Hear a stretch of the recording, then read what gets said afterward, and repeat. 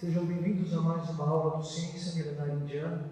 Estamos transmitindo ao vivo pela nossa página do Facebook, diretamente de Avaré, onde fomos convidados para falar sobre esta cultura eterna, cultura milenar da antiga Índia, pela prefeitura da cidade, pela Secretaria de Cultura. Eu gostaria de agradecer a todos os envolvidos neste convite, nessa nossa apresentação aqui, principalmente o nosso caro Guma Castellucci, o Décio, o prefeito, o Ricardo e todos os... Diogo, não é? Eu errei o nome dele. Diego, perdão, Diego. Sem problema. O Diego, o Ricardo, o Guma, o prefeito e todos aqueles que estão envolvidos neste convite. Obrigado também àqueles que trabalham aqui no Centro Cultural Esther Pires Novaes e a todos vocês que vieram escutar sobre a mais antiga cultura do mundo. A aula de hoje chama-se Cultura Indiana e Consciência, ou Cultura Védica. Por que a palavra védica está aí? Esta cultura que nós estamos tentando explicar e trazer aqui para Avaré diz respeito aos primeiros livros do mundo. Então é algo bastante complexo entender isso, porque nós vivemos uma sociedade que está cheia de discos, cheia de livros, cheia de objetos. Não é?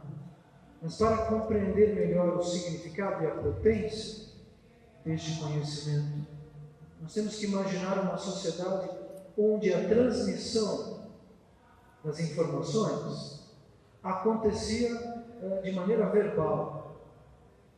Os mestres, os professores na escola, ensinavam às crianças algumas poesias, os mantras.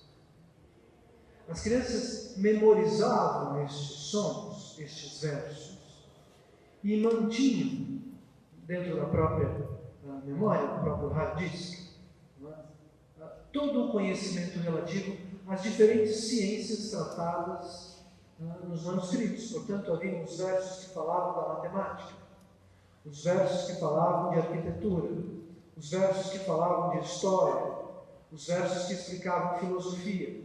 E através da musicalidade destes versos, as crianças, na vida adulta, tinham acesso a todo o conhecimento. Aproximadamente 5 ou 6 mil anos atrás, estes livros foram sistematicamente colocados por escrito. Então, apesar do fato de que há muitas pessoas que dizem que existem manuscritos na Suméria, na Síria, papiros no Egito, etc., etc., nenhuma dessas culturas conhecidas do Ocidente, como por exemplo a greco-romana e outras, possui uma filosofia completa que inclua todas as ciências de maneira perfeita. A palavra Vedas quer dizer simplesmente conhecimento. Então imaginem estes livros com uma única palavra escrita sobre eles. Eu estou simplificando a questão. Conhecimento. Estes mesmos livros tinham, como vocês vão entender daqui a pouco, subpartes. Então, haviam aqueles manuscritos que falavam exclusivamente sobre a astronomia. Outros manuscritos falavam sobre a história dos povos daquela época. Não é? Então, nós poderíamos definir a cultura indiana original, não a cultura indiana de hoje. Nós vamos ver um pouco a diferença da Índia de 5 mil anos atrás com a Índia de hoje, não é? Com uma visão do cosmos, pois estes textos dividem a realidade em 3 níveis: a matéria, a energia e o espírito, aquilo que não é material. E a coisa mais impressionante é que tudo, principalmente a parte descrita relativa à matéria, relativa à ciência, está perfeitamente calculado. Não há erros de cálculos, não há erro de explicação. A matemática, a física, as mais modernas teorias da ciência ocidental já estavam descritas nas páginas dos Puranas. Então, nós estamos diante de algo colossal que está completamente fora do mercado e da mídia como nós a conhecemos, como nós conhecemos a difusão da cultura. Não é? Todos os aspectos da cultura são difundidos através do mercado. Você compra um livro ou tem acesso através da televisão, através de um computador que também custou uma determinada cifra, não é? Aspectos ligados àquilo que nós chamamos de pensamento do homem. Porém, estes manuscritos não estão dentro daquilo que nós entendemos como a cultura de 2018. Mesmo na Índia, eles têm sido esquecidos desde a invasão britânica. Então, o que está sendo transmitido aqui não é algo que nós podemos acessar de maneira simples nas bibliotecas do planeta, ou simplesmente fazendo um Google. Por quê? Os significados dessa filosofia estão ligados à nossa capacidade de enxergar o mundo, como eu expliquei na aula passada. Nós falamos sobre o fato de que o Sol é considerado pelos indianos uma entidade viva. E assim como todas as entidades vivas, o Sol tem um nível de consciência. Segundo os manuscritos védicos, esse nível de consciência é maior do que o ser humano.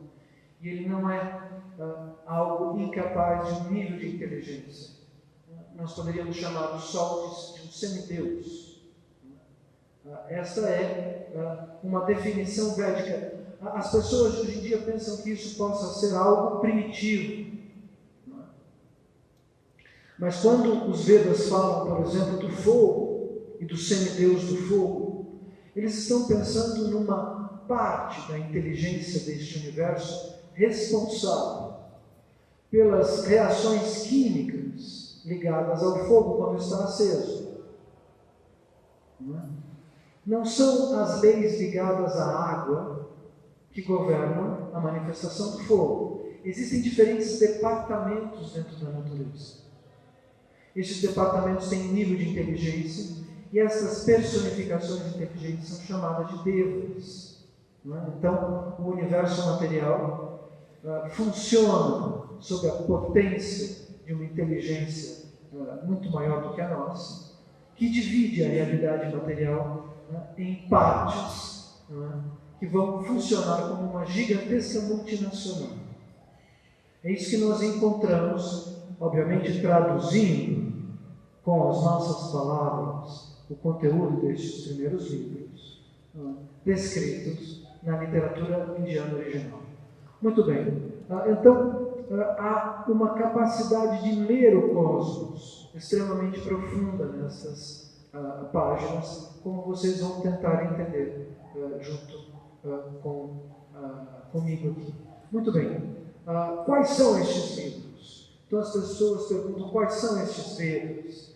Existem os 4 primeiros Vedas, existem 108 Upanishads, não é? No total eles chegam a mais de 218 Puranas, um dos Puranas, aquele ao qual eu me dediquei mais do que os outros, na minha estante ele vai daqui até aqui, na publicação dos volumes, são 19 volumes, com os comentários. O Ramayana tem aproximadamente 24 mil versos, não é? O Mahabharata é o maior poema épico de que se tem notícia dentro da civilização humana. Então nós estamos falando de algo bastante profundo e bastante grande, muito maior do que os pedaços de livros que sobraram das outras civilizações. Aqui está uma lista, que eu não vou percorrer com vocês, porque seria algo para um estudo muito mais aprofundado, sobre alguns textos principais da literatura védica. Cada um deles, às vezes, é muito maior do que uma Bíblia, nas dimensões do Ocidente. Às vezes tem 18, 19, 20 volumes.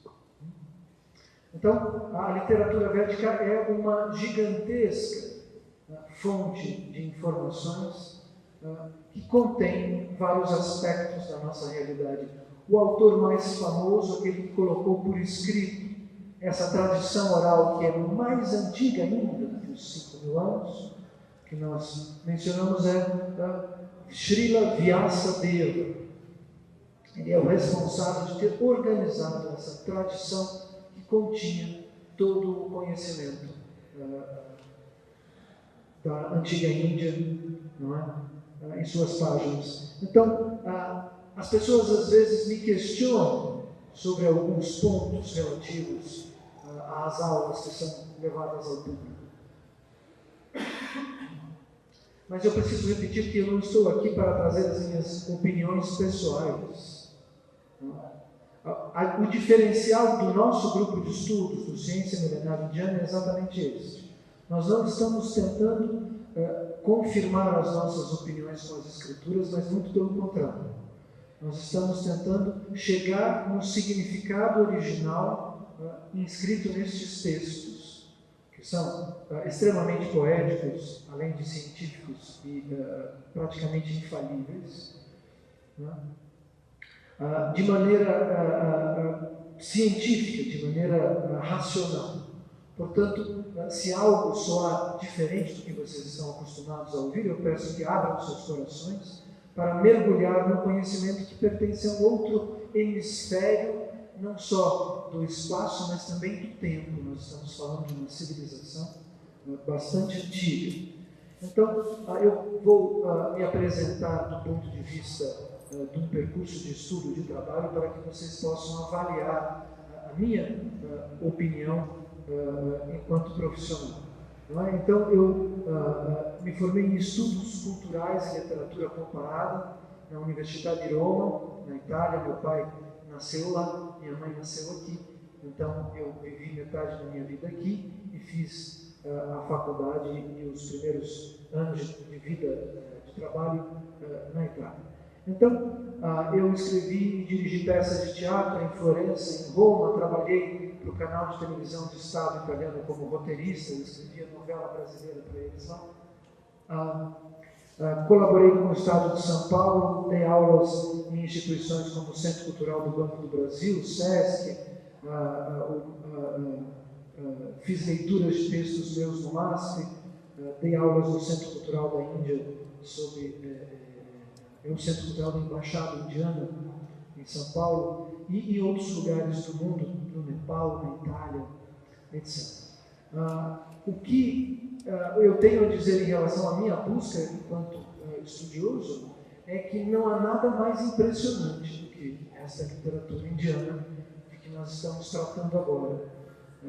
Não encontrei nada mais perfeito e mais profundo. E não estou sozinho, eu poderia trazer centenas de opiniões de grandes pensadores. Para as minhas aulas eu sempre trago uma ou duas diferentes para ir ilustrando aos poucos a percepção dos ocidentais em relação à literatura védica, à literatura indiana. Então, este Lord Warren Hastings disse: os autores da filosofia indiana sobreviverão mesmo depois da extinção do domínio britânico. A Inglaterra havia invadido a Índia, não é? Este é o motivo pelo qual a Inglaterra dominou o planeta Terra.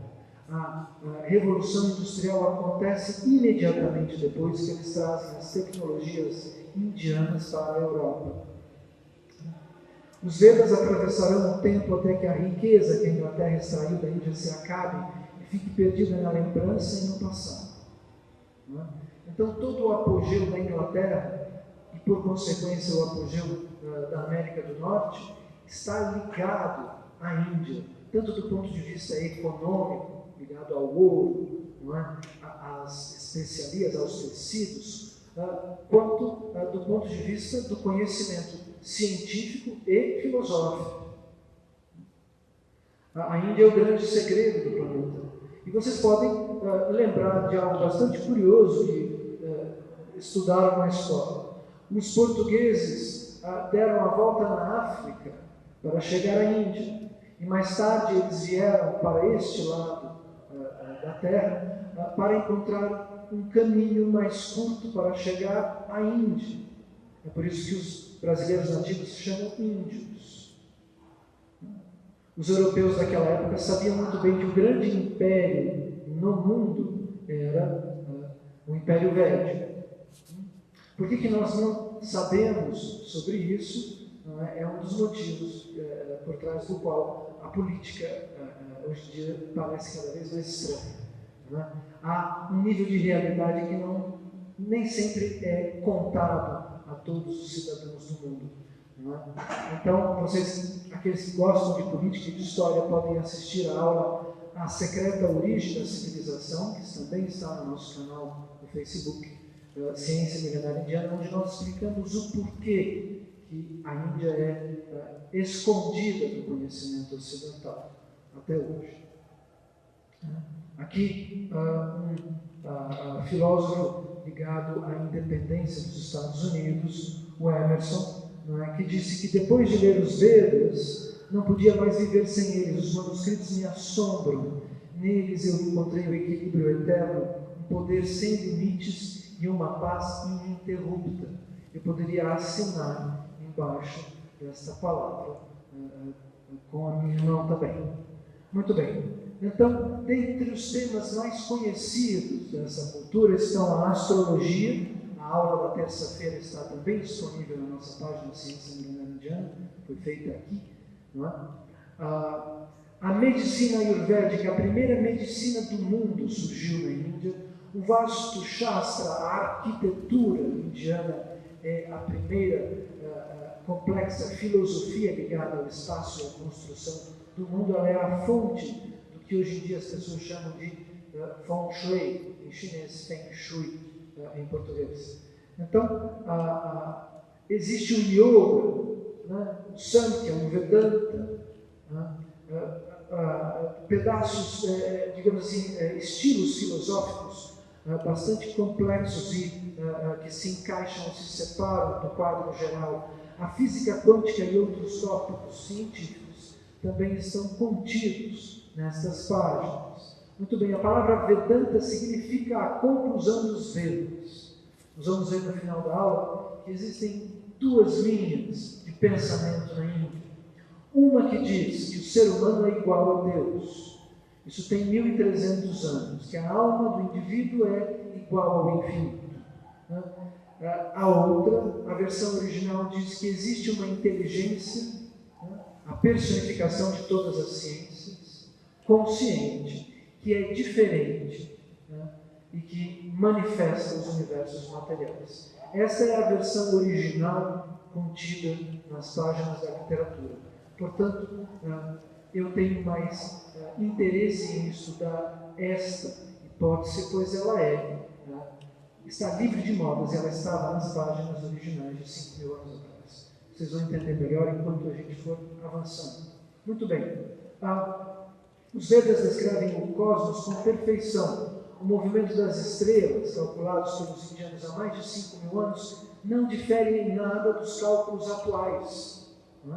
A astronomia védica é muito mais antiga do que a dos egípcios, gregos e romanos, e mesmo do que a dos hebreus. Todas as sucessivas ciências relativas ao cosmos derivam dos indianos, disse esse famosíssimo astrônomo francês. Muito bem. Nós já dissemos, na aula de terça-feira, que a astrologia é a ciência que identifica uma linguagem simbólica universal do destino em relação ao movimento dos astros. Como que funciona isso em 5 palavras, para quem não viu a aula passada? Nós somos influenciados pelos corpos celestes. Nós entendemos que as energias da Terra influenciam o nosso corpo, não é? Da mesma maneira que somos influenciados pela Terra. Júpiter, por exemplo, tem 14 vezes mais energia, eletromagnetismo, do que a Terra. Portanto, quando um bebezinho nasce, essas energias que estão sendo irradiadas pelo cosmos, ele vai funcionar como um rádio, como uma televisão que é colocada na tomada, que vai receber a programação energética acontecendo nos planetas ao nosso redor. Isso vai moldar os canais energéticos do corpo de um ser humano e vai manifestar aquilo que a literatura chama de karma. Então, o karma não é uma ideia abstrata, é algo ligado às energias que o cosmos irradia, que são captadas pelos chakras, por umas bobinas energéticas que nós explicamos na aula passada, que ficam dentro do corpo humano. A palavra yoga é usada na astrologia em relação à conjunção dos planetas e na filosofia em relação à nossa conexão com Deus. Yoga significa união, mas também exercício e prática. Portanto, o nível de consciência de um ser humano está ligado a uma busca, a um esforço, a uma prática, e não simplesmente ao fato de que ele está vivo. Nós somos responsáveis por decifrar o enigma da vida. Nós somos convidados a fazer isso, não é? E o nosso desempenho diz respeito ao nosso nível de consciência. Não é? Nem todo mundo pensa da mesma maneira, nem todo mundo enxerga as mesmas coisas. Muito bem. Então, o que é o yoga? Ele é uma preparação, uma forma de purificação e fortalecimento para quem deseja compreender o que está além da matéria. O yoga, na prática, é algo que tira nossas dores, em poucas palavras. Não é? Eu tenho problemas, às vezes, na coluna, mas eles não se manifestam enquanto eu estou fazendo yoga. Nas semanas, nos meses, nos anos em que eu faço yoga sequencialmente, eu consigo me manter em saúde. E muitas pessoas podem dar o mesmo testemunho. Não é? Mas ele também vai servir para dar espaço, não é, a um equilíbrio que aproxime a nossa mente das questões profundas da existência, do significado da vida, não é? E outras questões como essa. Então, transformar o corpo num ambiente mais agradável de se habitar é só o começo do yoga. As pessoas aqui no Ocidente param por aí. Eu diria também que vocês deveriam tomar muito cuidado com as filosofias dos professores de yoga. Não é? Uma coisa é um professor de um exercício físico, por mais que ele seja um excelente professor, outra coisa é um filósofo. Não é? Então, aquilo que é transmitido do ponto de vista da literatura indiana nas escolas de yoga nem sempre é perfeito. Muito bem. Do corpo para o comportamento. Então, o equilíbrio físico nasce de um cultivo moral, não é? Ou melhor, o cultivo moral vai nascer desta paz interior. Quando você se sente bem em saúde, você vai começar a meditar e a pensar no significado da vida, no que você pode fazer para compreender e desvendar o enigma da existência.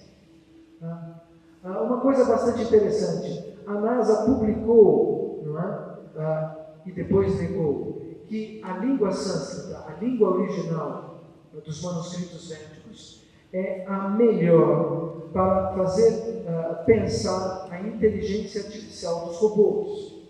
Não é? Vocês podem pesquisar isso na internet.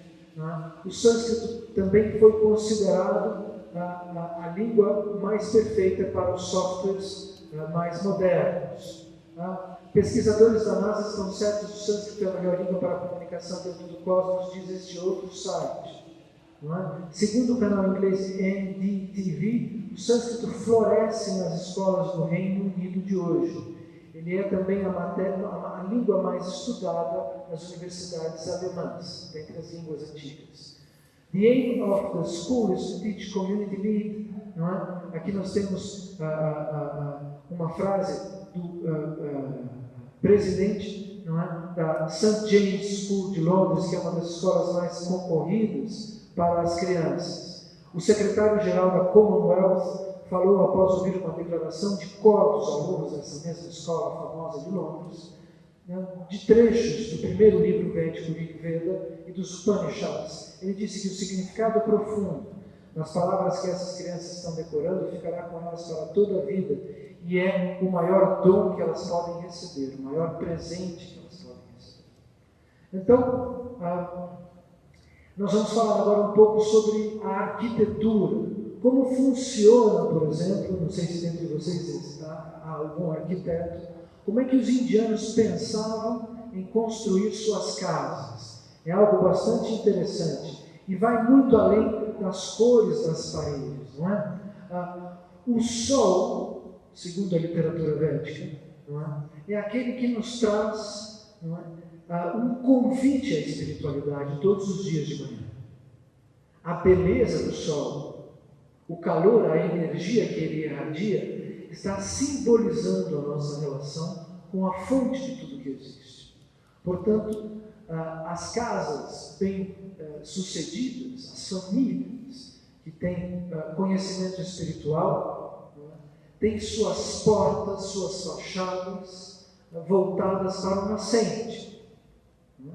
Pois as bênçãos, podemos traduzir as energias, o calor, a beleza, o nutrimento que o sol despeja no mundo material, está entrando logo de manhã cedo pela porta principal daquela casa.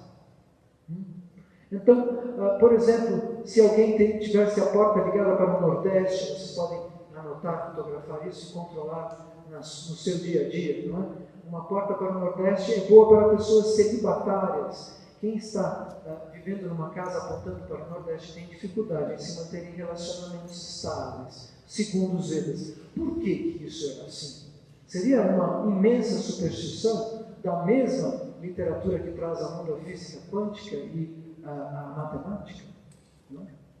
Na verdade, nós temos que entender que o cosmos, assim como esta sala, possui diferentes tipos de espaço. Você na sua casa não se alimenta no banheiro, não é? Você não dorme no terraço, a não ser que seja muito quente.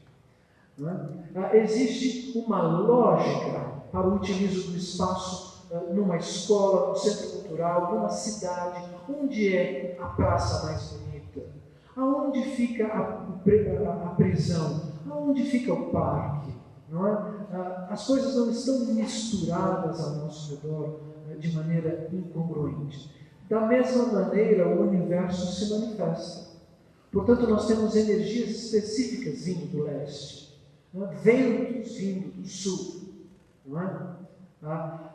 Planetas, astros, montanhas colocados em específicas posições na realidade material que interferem na transmissão da natureza e seus componentes físicos, e seus elementos.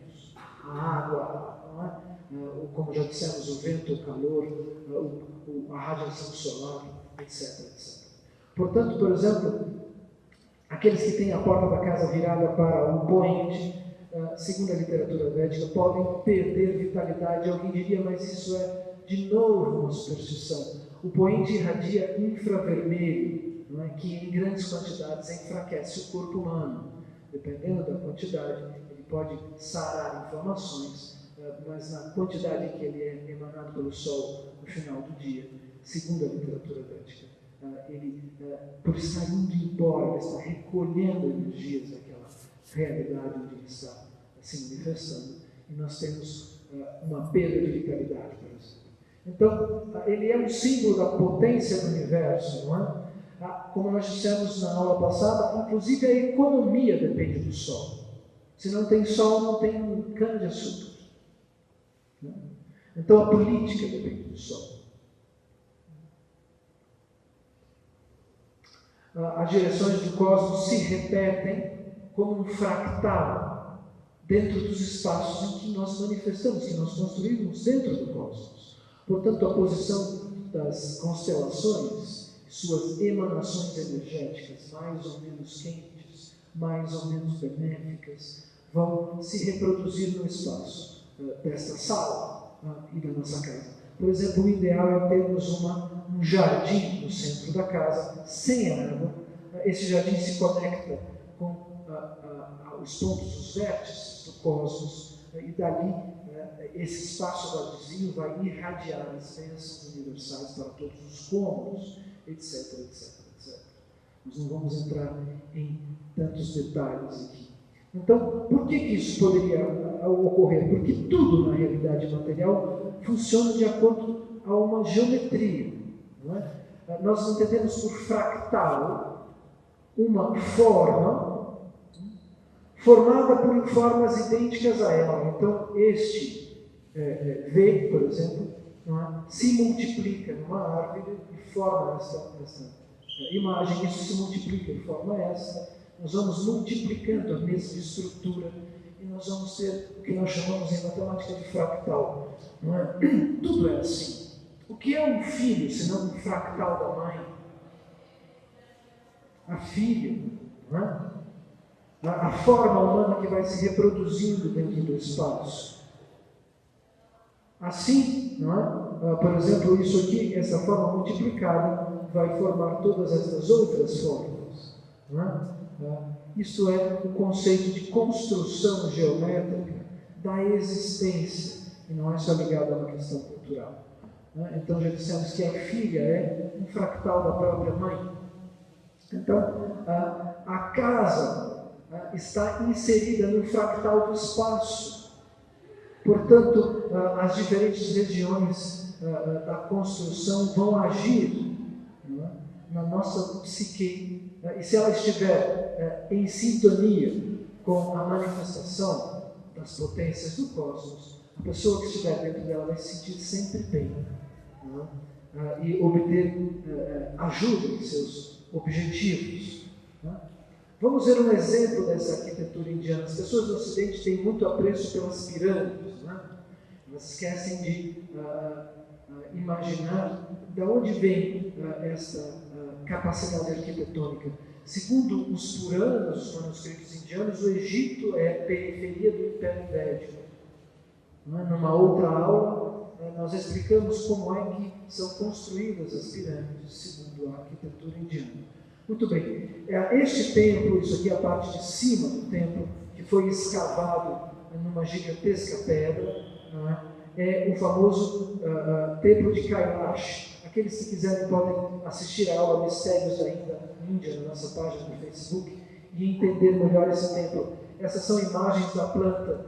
Então, entendam que este templo foi escavado dentro de uma rocha gigantesca, como se alguém tivesse pego um pão de açúcar e tivesse martelado dentro do pão de açúcar, um templo com 3 diferentes andares, várias salas gigantescas dentro, não é?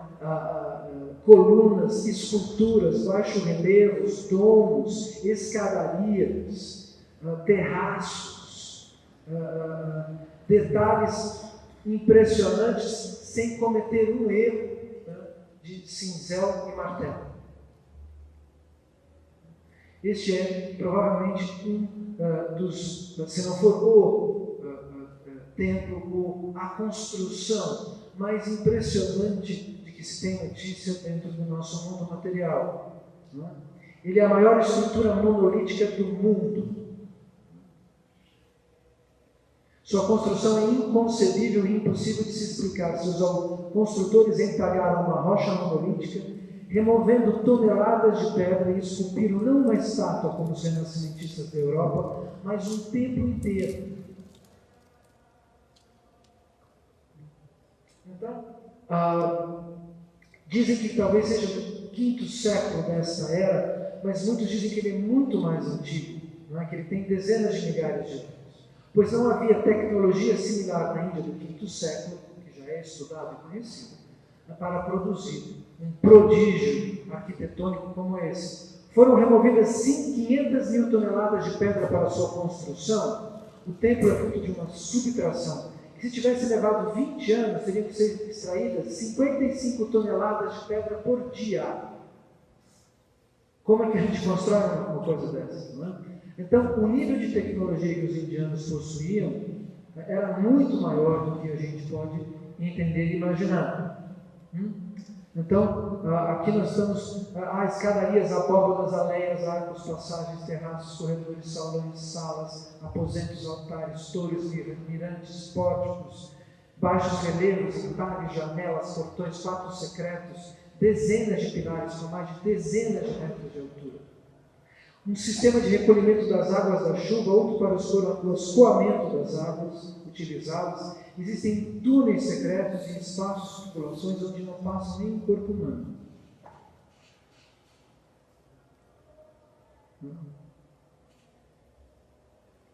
Uma das salas internas do templo. Tudo isso feito à mão dentro de uma pedra.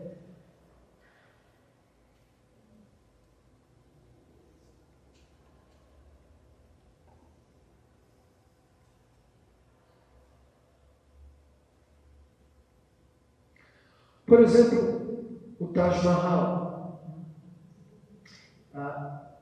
Todo mundo pensa que ele seja obra dos islâmicos.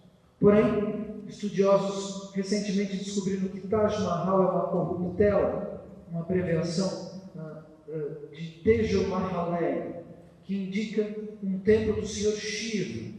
Não é? Tejo vem de Tejas, que significa fogo, e Mahaleya significa o grande templo do fogo. Então, na verdade, nada do que está na Índia, não é? Está separado dessa cultura original que nós estamos tentando ilustrar um pouco para vocês hoje. Todos os detalhes, as centenas de portas, a porta do templo está como são as portas dos templos védicos. Não é? Em 1934 foram encontradas deidades indianas numa câmara secreta do palácio. Exames provaram que as inscrições islâmicas são posteriores à data de construção. Não é? Então, está se falando de uma cultura bastante profunda, não é? Cujas influências ainda não foram totalmente compreendidas aqui no Ocidente. E as pessoas perguntam, mas por que a Índia, então, é tão caótica e pobre?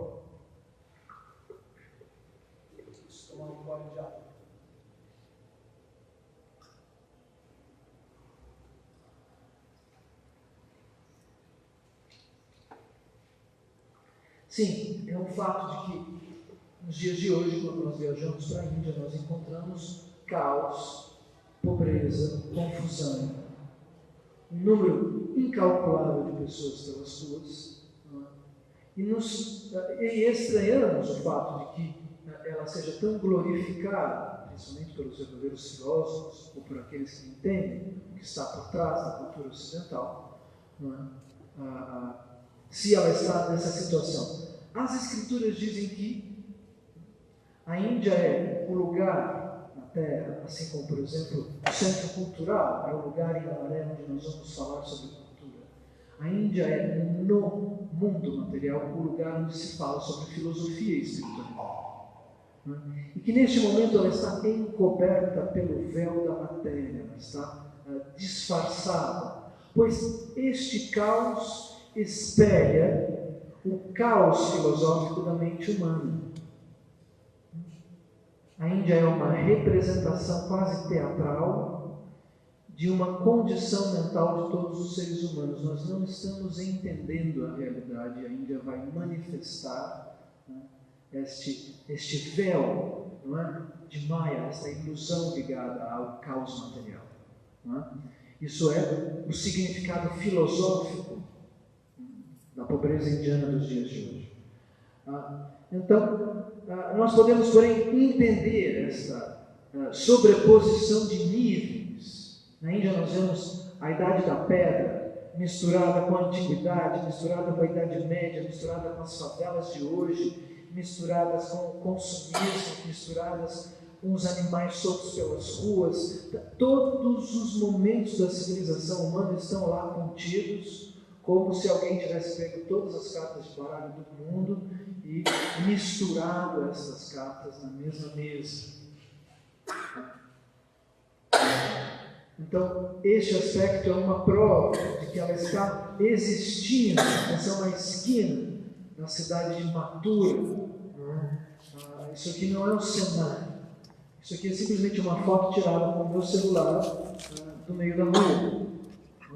Então, os andaimes de bambu, a quantidade de pessoas que atravessam a rua, a quantidade de informações, que é tão impressionante aos nossos olhos, nada mais é do que a soma, como a gente pode dizer isso, o embaralhamento das diferentes fases da história que a Índia atravessou.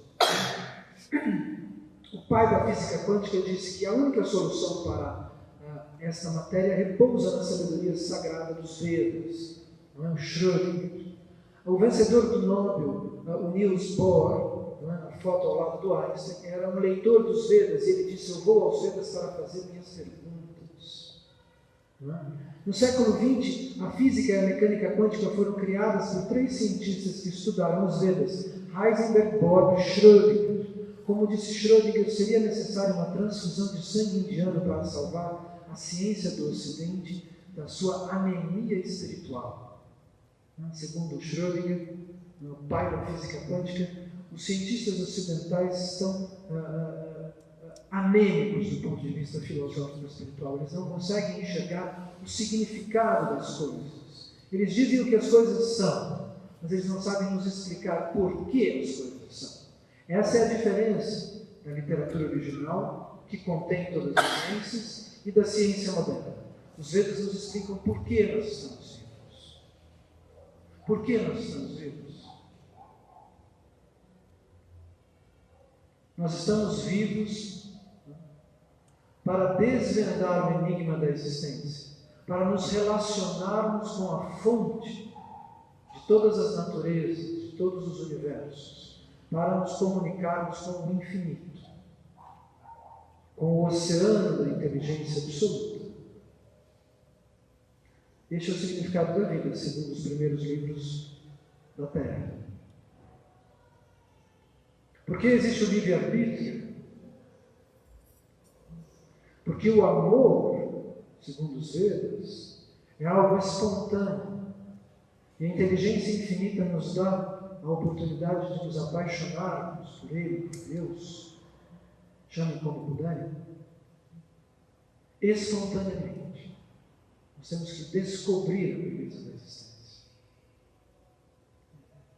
Assim como nós nos apaixonamos pelas pessoas com quem nos casamos, espontaneamente. O que é este mundo? Este mundo é uma porção de espaço e tempo onde os seres vivos podem aprender o amor.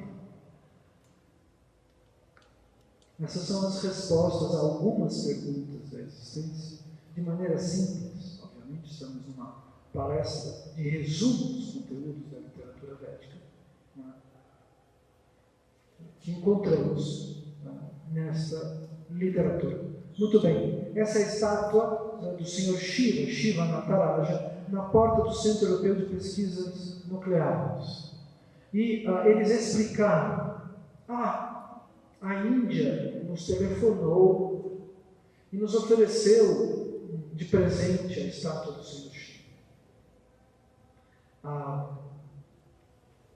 Quem sabe se nós mandássemos uma estátua do Saci Pererê ou do Curupira, visto que trata-se de mitologia, eles aceitassem também. Ou do Papai Noel. O Sr. Shiva, segundo a literatura védica, é a potência da inteligência absoluta que gerencia os átomos, a matéria, em primeira instância. Ele é um aspecto de Deus. O gerenciamento da matéria, a inteligência responsável pelas células dentro dos nossos corpos. Ele não é Deus o Supremo. Ele é um aspecto de Deus manipulando as células, o batimento cardíaco das pessoas, a vida e a morte aqui nesse nosso mundo. Portanto, se alguém quer um favor em relação ao descobrimento dos segredos da matéria, para quem deveríamos perguntar? Para quem deveríamos pedir? Segundo aqueles que compreendem a filosofia indiana, isso aqui é uma adoração. Eles estão adorando um aspecto da inteligência de Deus específico, tentando obter algo em troca. Nós vamos explicar isso melhor em outras aulas, se vocês quiserem, na internet. Nós já falamos mais sobre isso. Muito bem. A velocidade da luz está mencionada no Rig Veda, que fala-se claramente da órbita elíptica dos planetas. O Srimad Bhagavatam fala de civilizações em outros mundos, posto por escrito 5.000 anos atrás. E esclarecem algo bastante interessante. Eles dizem que os seres de outros níveis da realidade não são nosso pai.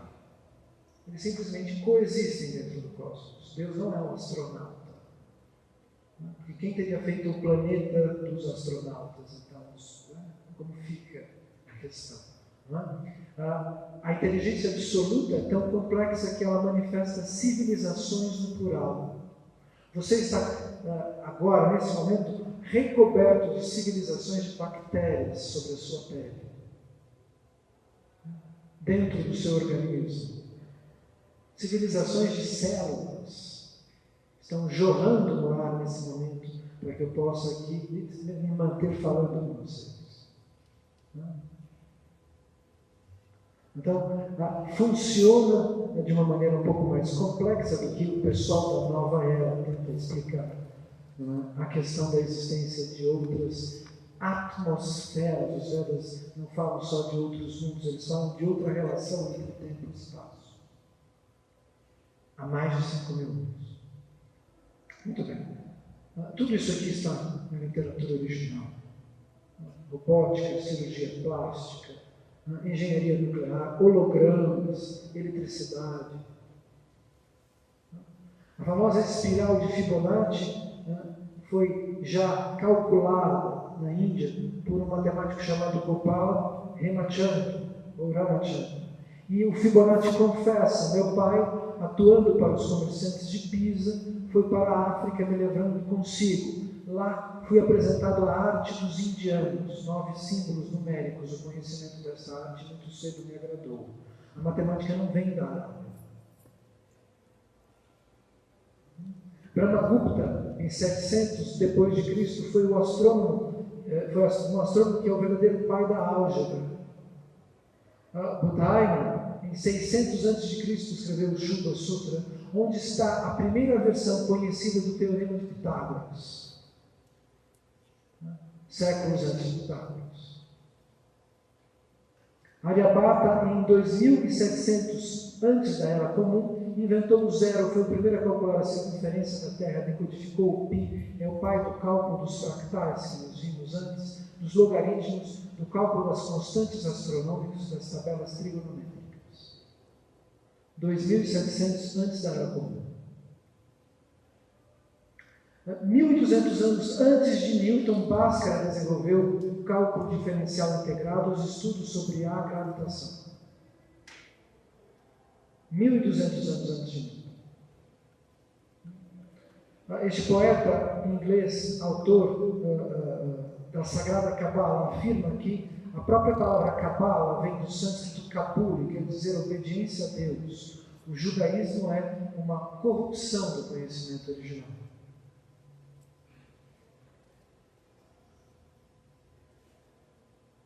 Uma tese de doutorado no Texas University demonstrou evidências extensivas, estabeleceu que foi a filosofia indiana que viajou até a Grécia através da Pérsia. Sócrates pode ser visto como um filho do pensamento indiano. Provavelmente Sócrates estudou em Takshashila, faculdade já ativa, 1000 anos antes da nossa Era Comum. Vamos ler então estes Vedas. A partícula fundamental e indivisível da manifestação material é chamada de átomo. O átomo existe como uma invisível associação de partículas que perdura mesmo após a dissolução dos corpos físicos. O corpo material não passa de uma combinação de tais átomos, mas o homem comum não pode enxergá-los.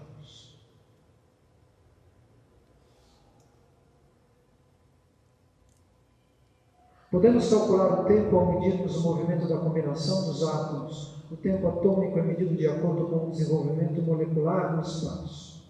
Enquanto o tempo que abrange o estado não manifesto, antes da realidade material, é chamado de Kala Chakra, a órbita do tempo eterno. Portanto, a literatura védica diz que o universo material se manifesta a partir da potência do absoluto e possui um tempo linear com começo, meio e fim. Porém, antes disso, eternamente existe uma órbita temporal que manifesta realidades simultaneamente, numa diferente proporção de relação entre o espaço e o tempo. Tem gente que diz que Deus foi inventado por pessoas primitivas. Não é? Eu gostaria de que alguém me trouxesse um macaco que pudesse fazer essa hipótese. Porque existe uma órbita eterna temporal diferente da linearidade material fora do universo em que nós estamos. Fora do universo em que nós estamos. Está explicado dessa maneira. Muito bem.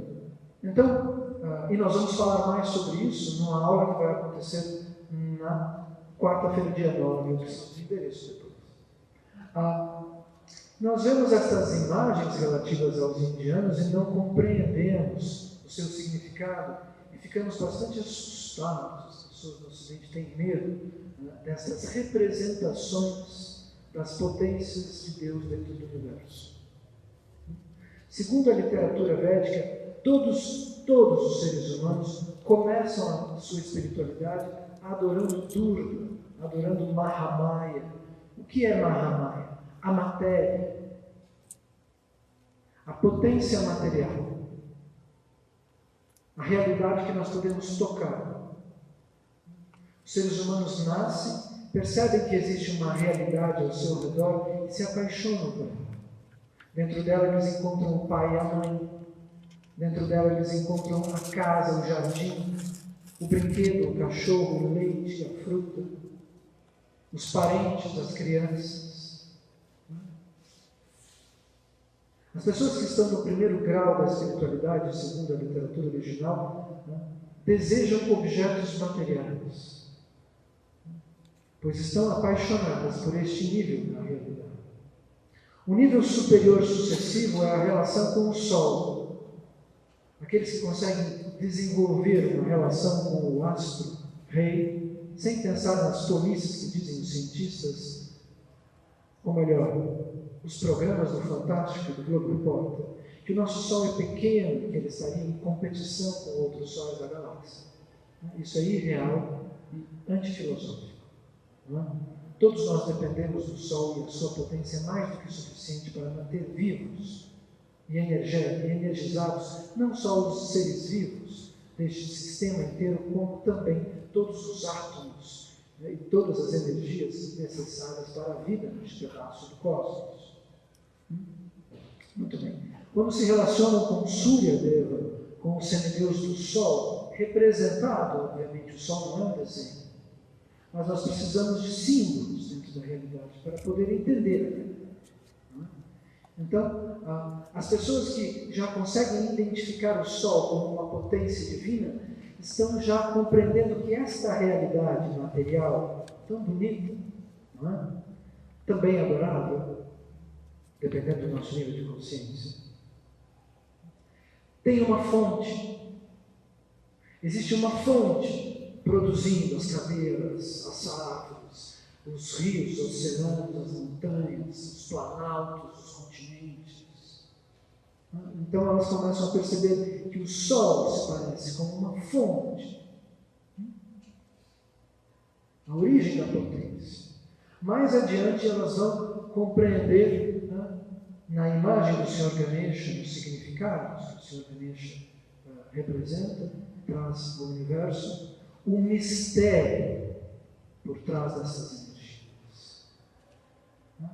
Não se trata somente de uma fonte energética para a natureza. A natureza é decomponível. Elefantes, seres humanos, oceanos, flores, braços, cabeças, números, estrelas, tudo isso são as formas que pertencem ao absoluto, que pertencem ao universo. E o Senhor Ganesha é quase como uma mixagem dessas formas, para que o ser humano se pergunte, mas quem é que produz 2 braços? Tal potência não poderia produzir 4? Infinitos. Quantos braços tem o ser humano? 2. Mas quantos braços tem 8 bilhões de seres humanos? 16 bilhões de braços. Somente neste mundo o universo está produzindo. Quantos braços Deus tem? Então, antes de dizer, que filosofia estranha, não é? Vamos ter a humildade de tentar entender algo que existe muito antes de que o Ocidente tivesse nascido. O que é um elefante? Como é que Deus mixa? Como é que Ele recorta? Como é que Ele monta as formas dos bichos, dos humanos, da realidade em si. Depois que o ser humano compreende esse aspecto da realidade, ele passa a entender a meditação do Sr. Shiva, no nível em que o ser humano se relaciona com essa potência do mesmo Deus. Deus é do Sol. Os 33 milhões de semideuses que você ouve falar na Índia, eles não são Deus. Eles são inteligências que estão governando. Tem um cometa que passa, tem um sol que irradia, tem um oceano que manifesta ondas. Isso tudo é inteligente, está sob o comando do infinito. Então não se trata de um paganismo, muito pelo contrário, mas de uma compreensão da inteligência suprema, que delega poderes para consciências que dependem dele para orquestrar a realidade, como uma máquina. Os Vedas falam da máquina da realidade material. Quando nós chegamos no nível de entender o Sr. Shiva, nós vamos meditar em Deus como o invisível por trás de todas as coisas. Ele já não é nem mais a matéria, nem a fonte energética da matéria, nem o mistério de composição por trás do que nós estamos entendendo no cosmos, mas ele é o tudo, o infinito, aquele que não mantém formas, aquele que pervade, que atravessa todas as existências. Os Vedas dizem que nós estamos num dos úteros de Vishnu. Vishnu é o sustentador do universo, uma potência de Deus que sustenta o universo material. O que é isso aqui? Senão um gigantesco útero. O universo é descrito nos Vedas como um útero para almas ainda imaturas. Somos nós, não é? A gente ainda não alcançou a perfeição. Muito bem. Então, no nível do Sr. Shiva, nós vamos entender o universo como uma potência espiritual que pervade tudo. Ou melhor, não o universo, Deus. Nós vamos entender Deus como uma potência que está por trás, na frente, dentro, em cima do universo. Krishna, Deus, é descrito nos Vedas como maior que o maior e menor que o menor. Ele está dentro dos átomos, ele está fora da matéria. Deus é assim, ele é absoluto, segundo essa literatura. Não peço que vocês acreditem em nada. Isso também é uma forma de filosofia com a qual nós podemos falar sobre o que existe, sem ter medo do dicionário das palavras. Muito bem. Depois desse nível, nós vamos entender algo ainda mais impressionante. Panchupasa significa os 5 tronos dentro da mentalidade espiritual do ser humano.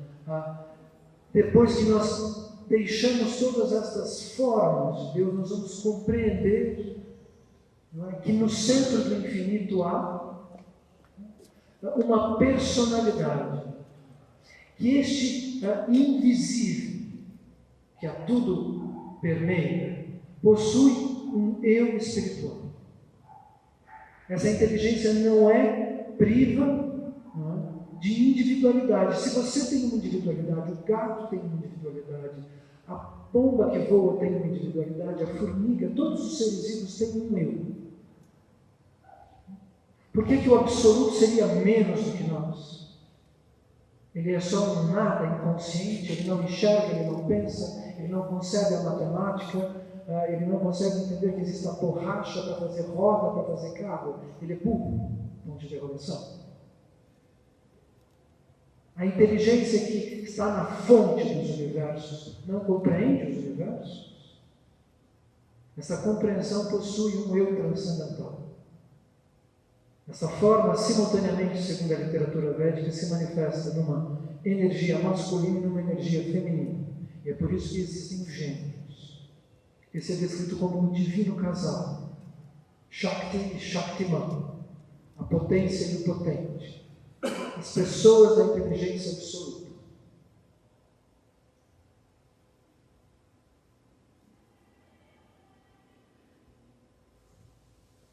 Isso que dizem os Vedas. Eu não digo que vocês devem obrigatoriamente acreditar em nada.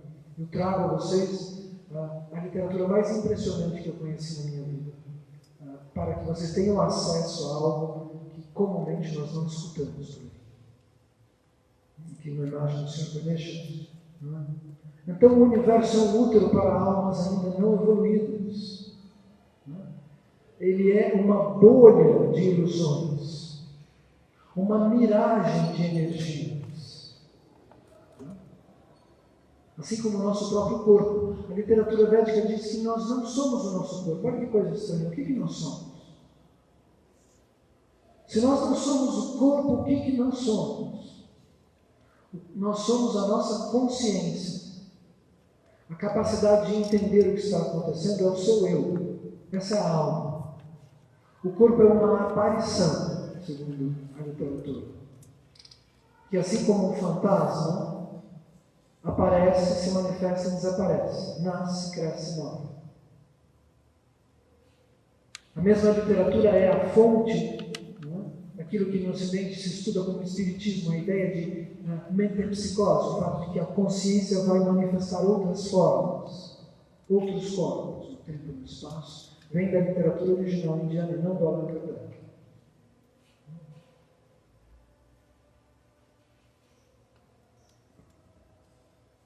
Nós temos uma aula na internet chamada Evidências Médicas da Reencarnação.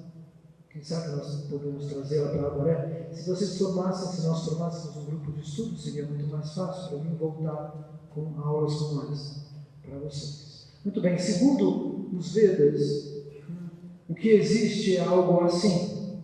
Essa aqui é a fotografia da existência em sua totalidade. Nós moramos em um universo material. Aquilo que os cientistas acham que é infinito é comparado a um grão de areia, perto da existência absoluta. Existem 10 elevado a 60 universos iguais ao nosso, paralelos ao redor deste. Isso estava escrito há mais de 5.000 anos. Eles estão organizados como átomos de uma gigantesca molécula e orbitam ao redor de um universo absoluto, como os anéis de Saturno rodam ao redor de Saturno. Nós seríamos um meteoro, não é? O universo inteiro. Uma luazinha, uma bolha, um grão de areia, o nosso universo. De 10 elevado a 60, um número com 60 zeros, 1 trilhão tem só 12. E isso orbita ao redor da plataforma absoluta, onde a inteligência infinita governa todas essas realidades. Isso é o que está nos manuscritos, há mais de 5.000 anos. Tem algum primata, algum macaco que pode ter pensado algo semelhante a isso? Is it possible? Quem inventou isso? Como é possível que essa literatura traga detalhes sobre a teoria da relatividade, a velocidade do Sol? Por que a gente nunca ouve falar dos Vedas? Então, o nosso é 1 de 10 elevado a 60. E isso daqui, segundo a literatura védica, não é privo de conteúdo. A plataforma espiritual é feita de realidades simultâneas, onde as almas individuais alcançaram uma forma espiritual eterna e se relacionam com o infinito. Esse é o objetivo da vida, alcançar o centro do infinito. É por isso que nós estamos nascendo e morrendo aqui, segundo os indianos. E este processo é explicado nas páginas do Bhagavad Gita, ainda tem 3 volumes ali. Nós fazemos cursos gratuitos do Bhagavad Gita para quem se interessar, online. Então, para fazer parte do curso, vocês teriam que assistir às nossas aulas abertas, gratuitas, no YouTube ou no nosso canal Ciência Milenar Indiana do Facebook. Elas estão ali, à disposição de vocês. Escrever para mim no Facebook, meu nome é Cláudio Migro, e pedir para participar do grupo de estudos. O conteúdo do Bhagavad Gita é algo tão maravilhoso, tão impressionante, que fica difícil explicá-lo numa única frase. Mas ele é um livro de 600 milhões de universos. Ele vale compreender a existência de tudo isso descrito na literatura original. Portanto, ouçam o meu convite com carinho. Nunca li, apesar de ter estudado, como disse para vocês na aula passada, Dante Alighieri, a Divina Comédia, as obras precedentes e o que ele, todo o percurso literário da Itália, de outros países, do Brasil, da França, dos latinos. Eu fiz literatura comparada, estudava todas, assim como medicina geral. Eu nunca li nada parecido com a literatura indiana, nunca. Eu nunca consegui montar o quebra-cabeça da realidade enquanto eu lia os autores ocidentais do Egito, da Mesopotâmia para cá. Não possa, não está lá. Assim como a gente vai na livraria achando que vai comprar um best-seller, que vai resolver a nossa vida, como eu disse na aula passada, quem sabe procurando no primeiro livro do mundo a gente encontra alguma resposta. Foi lá que eu descobri algo que é até mais impressionante talvez do que a consciência dos aspectos da realidade, uma maneira de controlar a minha mente. Ter a capacidade de manipular a própria ira, de fazer ela desaparecer na hora que você está para agredir alguém e estragar uma relação humana. Controlar a inveja, a luxúria, a cobiça. Isso é algo que não tem preço, pois isso nos leva a um equilíbrio extraordinário, profundo. Existe um método para alcançarmos um equilíbrio e uma felicidade cotidiana. Eu posso dizer para vocês que é a coisa mais impressionante, divertida e mágica e profunda e real que eu já conheci.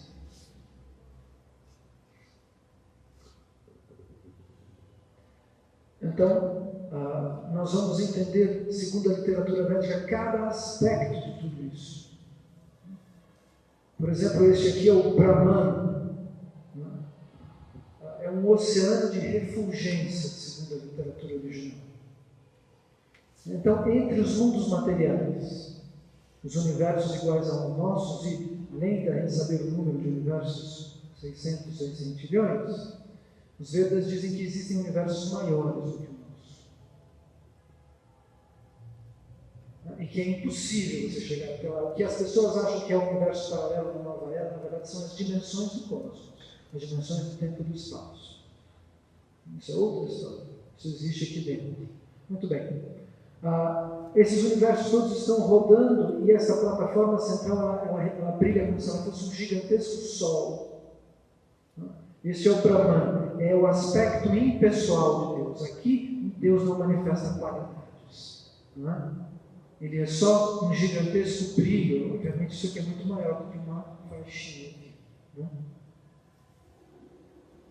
A literatura descreve isso como a refulgência do corpo transcendental do absoluto, o brilho da forma espiritual de Deus.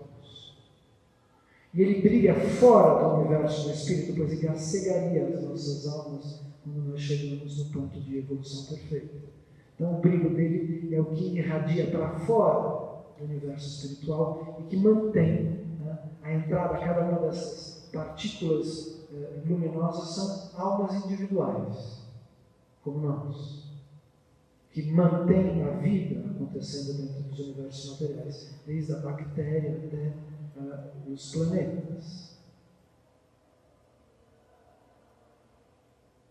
Nós vamos fazer uma aula no dia 9. Como é o nome da rua?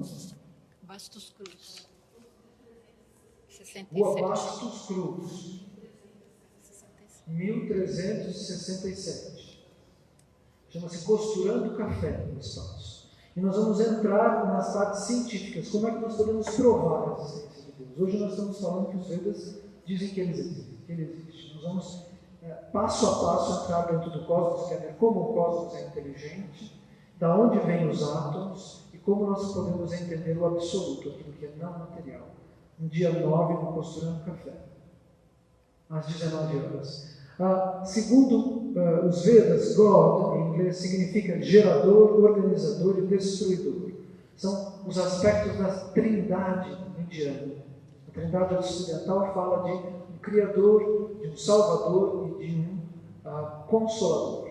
Não é? Eu sempre me perguntei, mas qual é a diferença entre o Consolador e o Salvador? Não é? A literatura védica, que é muito anterior à literatura cristã, diz que a Trindade se manifesta em 3 aspectos de engenharia mecânica. O projeto inteligente da matéria do universo, então, como funcionarão os átomos, quantos átomos são necessários, quantas órbitas, quantos planetas, quantos números, quantos isso e quanto aquilo. Não é? Isso é feito por uma parte, né? São 1/3 da potência divina dentro do universo material. O outro terço faz a sustentação deste projeto. Então ele vai dar a energia, a potência. Vishnu significa sustentador. Então, Brahma é a mente que projeta o universo material. Vishnu é a potência que mantém os átomos acontecendo e sustenta as leis do universo. Né? E Shiva é o destruidor, aquele que vai reciclar a realidade material. Então, trata-se de construir, projetar, construir, manter e destruir.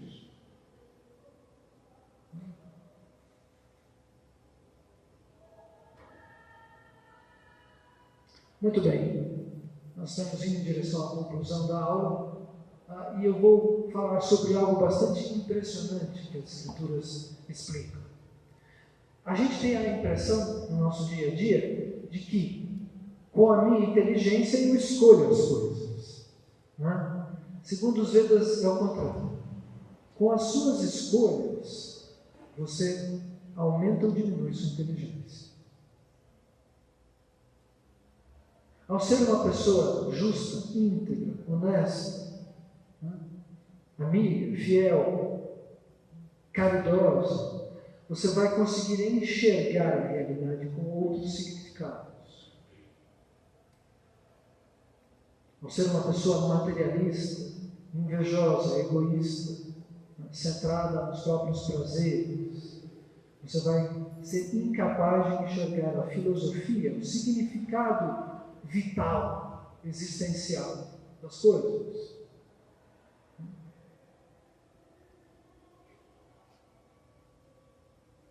Então, o nosso comportamento determina o nosso grau de atração pelos Vedas.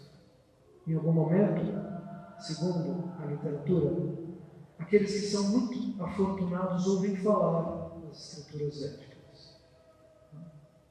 Aqueles que desejam transformar o próprio comportamento em algo ainda mais adequado, ou seja, são alunos da ética que o universo ensina. Vão se atrair aos poucos pelo conteúdo destes manuscritos. Isso é algo que também está inscrito nesta literatura. Este conhecimento completo e maravilhoso aos poucos se encaixa na nossa mente e no nosso coração. Uma das coisas mais impressionantes da cultura védica é o acesso à paz e ao controle dos sentidos, de que fala o Bhagavad Gita. Que ali nós trouxemos, existem 5 cópias que sobraram na aula de terça-feira. Terça-feira, para quem não veio, aqui estava, tinha muita gente, não é? Hoje, talvez, com algum jogo, talvez dificuldade de comunicação com o Centro Cultural, nem todos vieram. Muito bem. Nós já explicamos que fazemos cursos gratuitos do Bhagavad Gita. Muito bem. Nós já dissemos também que existem 3 níveis de realidade. A realidade material, Prakriti, o Brahman, aquele oceano espiritual sem qualidades que separa os mundos materiais do universo absoluto, e a realidade espiritual ao centro de tudo. Este é o Vedanta original. Muitas pessoas estudam hoje em dia o Advaita Vedanta. Ou seja, a teoria segundo a qual não há diferença entre a alma individual e Deus. Isso teria vindo dos manuscritos, de uma interpretação dos manuscritos. Mas nos textos originais, ninguém fala sobre isso. Eles dizem que Deus é como o Sol e a alma individual é como um dos raios do Sol. Não é? Você não pode desatarrachar um raio do Sol e querer diminuir o Sol. Deus é a pessoa do infinito, a inteligência absoluta, portanto, infinito menos 8 milhões de humanos igual a infinito, infinito menos 1 igual a infinito, o centro da realidade, o absoluto, ele não muda, não é? Ele se mantém constante e eterno ao produzir a vida. É isso que faz dele Deus, segundo os livros.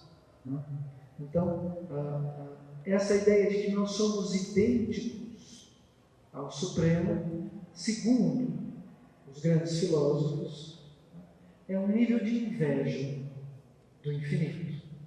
Motivo pelo qual nós estamos presos na matéria. Nós ainda não solucionamos o nosso nível de inveja da Suprema Personalidade do Absoluto. Qual é o sintoma disso? Nós não podemos aceitar que ele tenha um eu. Tudo menos isso. Acreditei, achei maravilhoso. Mas Deus tem um eu? Não. Porque, acredito. Nós não conseguimos conceber que ele existe eternamente, que ele tem uma inteligência separada e eterna, que ele entende o que está acontecendo. Esse é o sintoma da nossa inveja, o motivo pelo qual nós nascemos e morremos.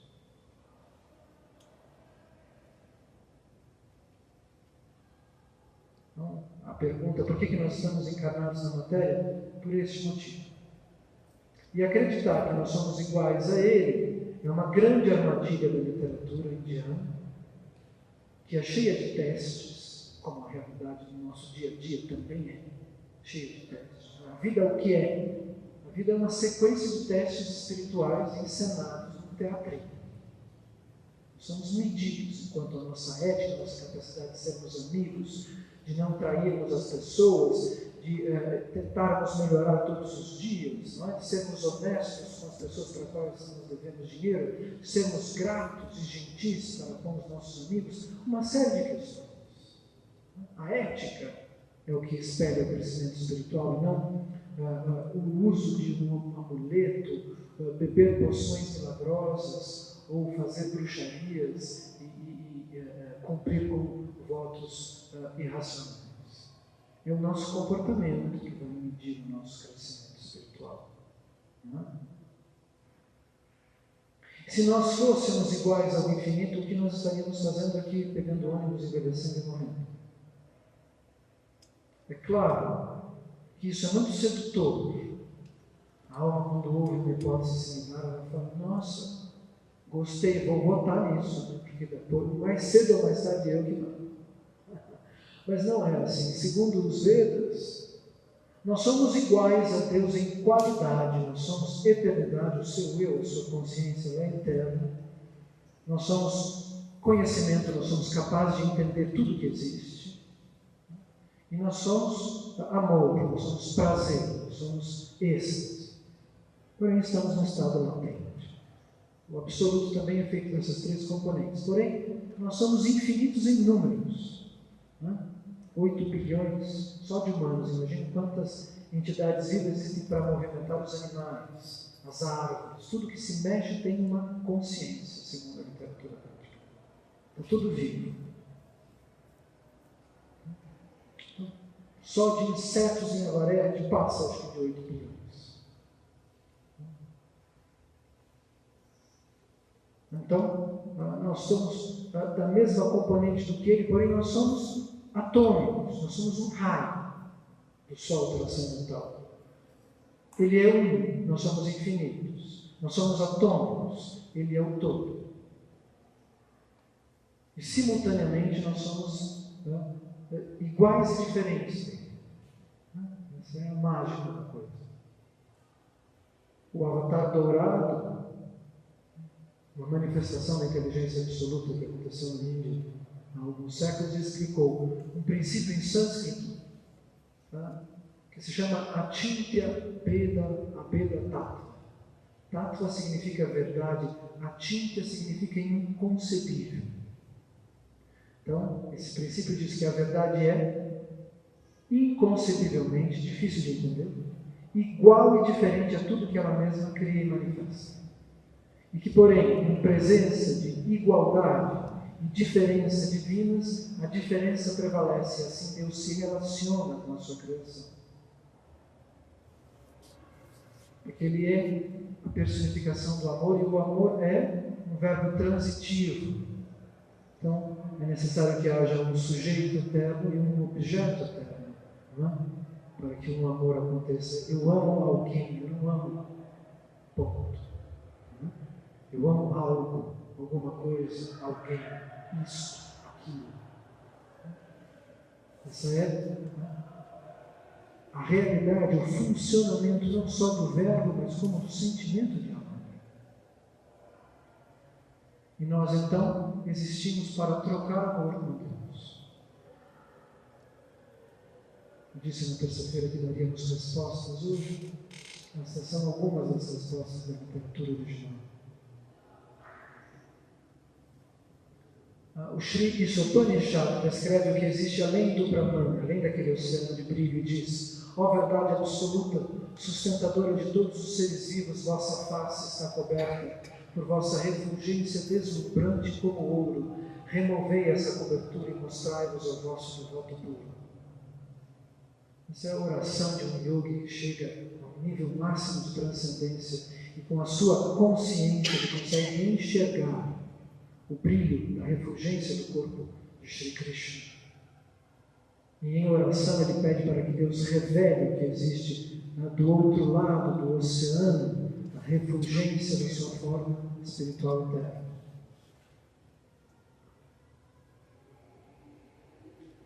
Então, essa ideia de que nós somos não diferentes, Advaita significa não diferente, é descrita como um sintoma de inveja, é quase como uma birra infantil. Os adultos, do ponto de vista espiritual, aceitam o convite da humildade e se ajoelham perante a inteligência absoluta, entendendo que Ele é mais do que nós. Por isso que a humildade é o primeiro passo de um buscador espiritual sincero. Porque ele deve entender que, sim, apesar de inconcebível, nossa mente não calcula a eternidade. Existe uma coisa, uma forma, uma fonte inteligente para o universo.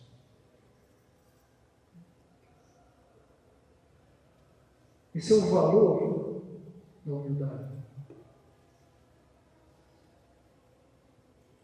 O começo da nossa busca em direção ao conhecimento real, que pode ser traduzido em equilíbrio emocional interno,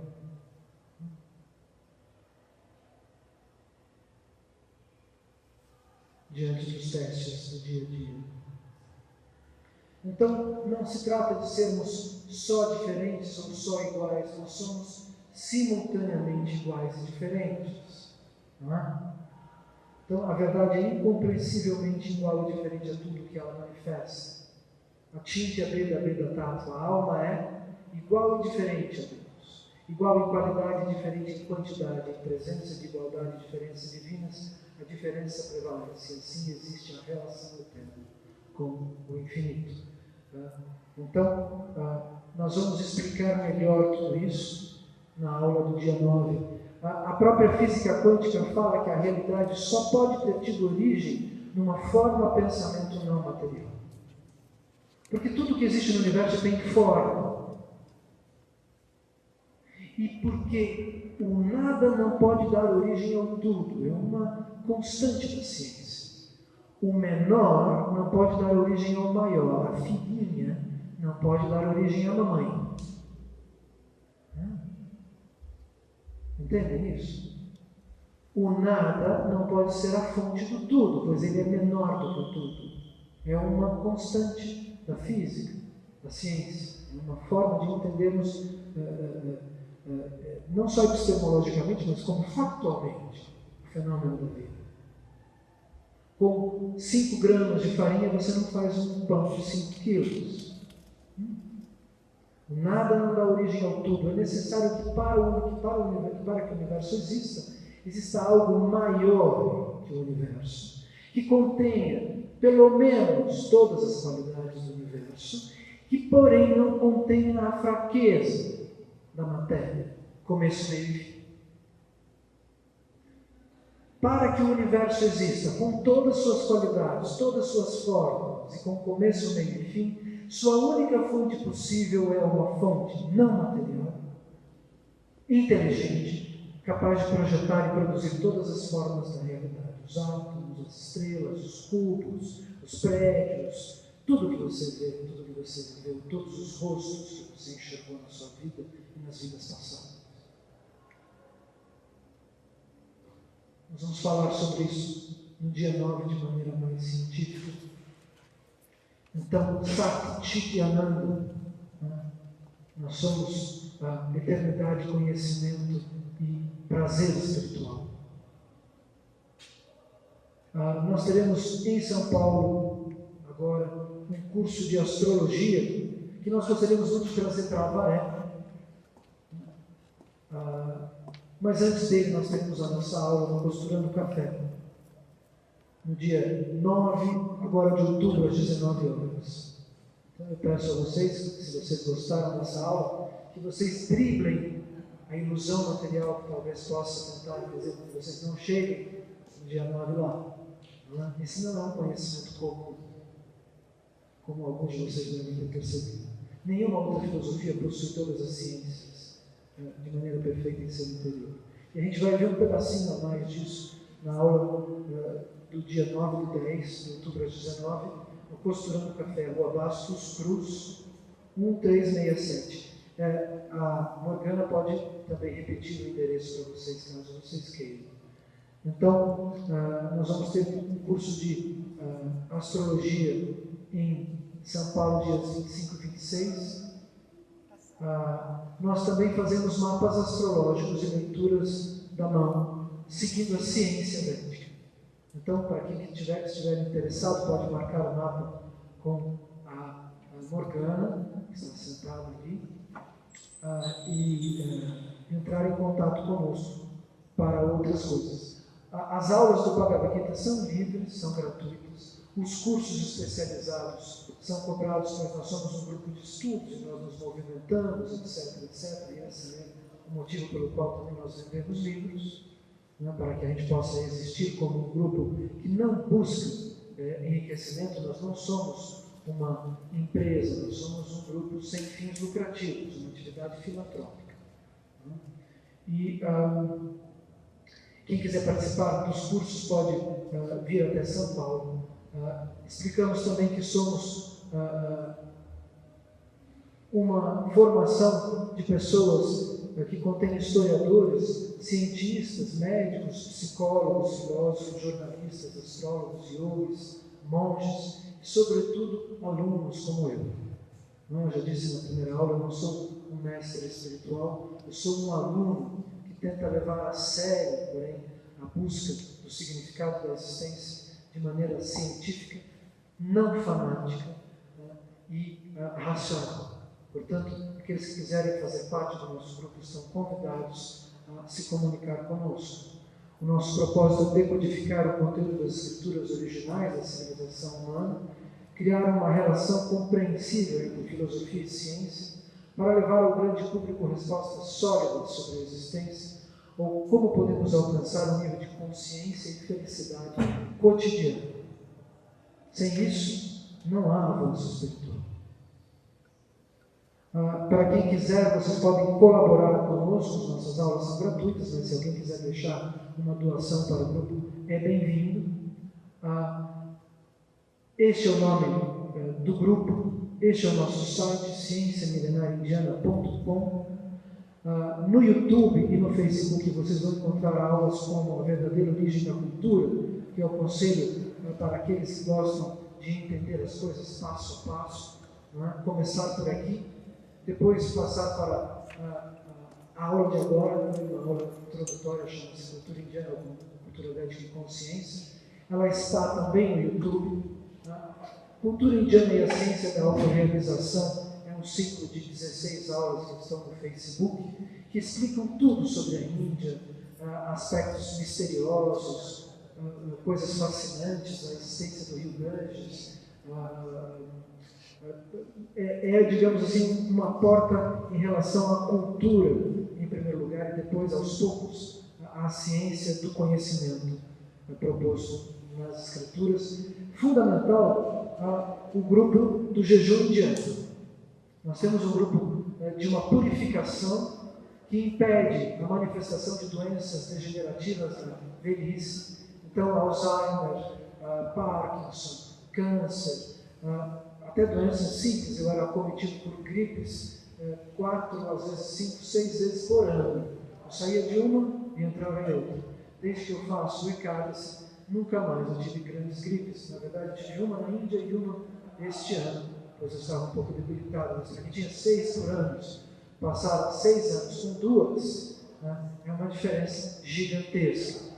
Muitas pessoas curaram dores nas costas, problemas de pressão alta, problemas de digestão, insônia, uma série de fatores fazendo o Ekadasi. Inclusive, um cidadão muito simpático aqui de Avaré, que estava aqui na aula de terça-feira, me mandou um depoimento sobre o Ekadasi.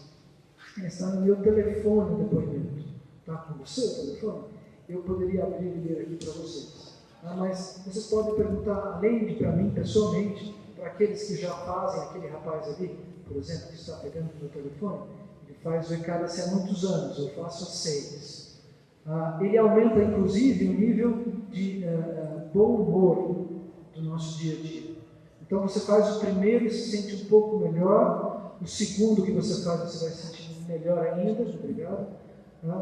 E assim por diante. Chega um momento que você mantém um estágio de bom humor, às vezes de uma semana para outra, ou dura até 15 dias, o bem-estar gerado por essa purificação. E ele não é exatamente um jejum, ele é uma dieta que inclui todas as frutas, todas as raízes, batatas, todas as abóboras, laticínios de verdade, frescos, não é? E outros elementos que a gente pode consumir naquele dia. O que acontece no dia do Ekadasi, um dia específico, por isso tem que fazer parte do grupo, ou do grupo de WhatsApp ou do Facebook, não é que ele acontece numa data X determinada e ele vai limpar a água dentro do organismo. É o mesmo dia em que a água do oceano é limpa, não é? A água do planeta Terra sofre uma purificação naquele dia. Então você vai limpar 80% do seu organismo, porque nós somos 80% água. E o hábito do Ekadasi é algo que traz saúde, disposição, uma série de coisas, como eu já expliquei. Depois nós temos a aula que vai ser dada na quarta-feira que vem, dia 9, no Costurando Café, as provas científicas da existência de Deus, introdução ao conhecimento védico, e há mais umas 2 dezenas de aulas, para quem quiser. Existem aulas que falam sobre como alcançar a paz nos relacionamentos, aulas que falam sobre a história da política do Ocidente e do Oriente, por que nós estamos fora de contato com esses manuscritos. Né? Há muitas aulas à disposição de vocês gratuitamente. Aqueles que quiserem continuar podem nos escrever para a Morgana Santos no Facebook, que ela está organizando o nosso próximo grupo de estudos do Bhagavad Gita, aquele livro que é o livro mais vendido no mundo, mais que a Bíblia, porque existem mais pessoas no Oriente do que no Ocidente. Muito bem, esse curso também poderia vir para Avaré, ele aconteceu com sucesso em São Paulo recentemente. Esse é o curso de Astrologia. Quem quiser participar de um hipotético futuro curso de Astrologia em Avaré, deixe, por favor, escreva seu nome na prancheta, faça uma marquinha para que a gente possa avisar, se conseguirmos trazê-lo para São Paulo. Peço a todos os interessados que participem do nosso grupo de estudo. Nosso grupo não visa catequizar ninguém, nem convencer ninguém de nada, mas dar acesso a um conhecimento extraordinário e milenar. Obrigado a todos por tudo, e até o encontro do dia 9.